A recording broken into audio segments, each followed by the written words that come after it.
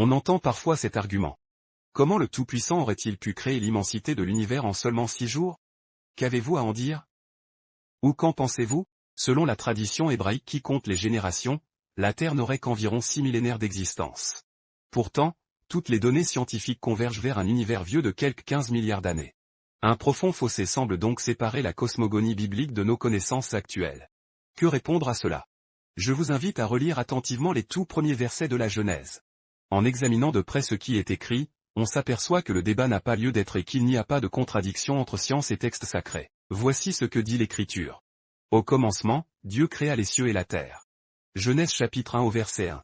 Relisez bien, nulle part, il n'est affirmé que la création des cieux et de la terre se fit dès le premier jour. Le texte mentionne seulement qu'elle eut lieu au commencement. Le premier jour mentionné pourrait donc être postérieur au commencement initial. Oui, vous avez bien entendu. Le premier jour du récit de la création n'a pas forcément été le commencement.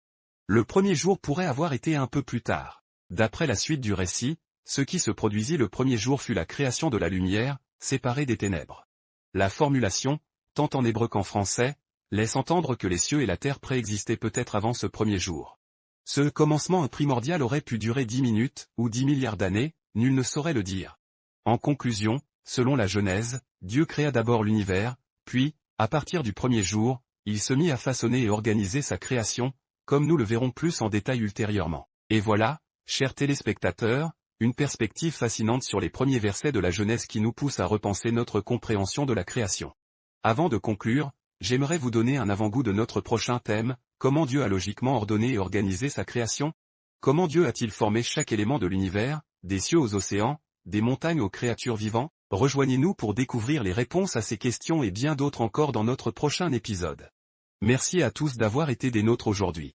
À très bientôt pour une nouvelle exploration passionnante. Prenez soin de vous et à très bientôt.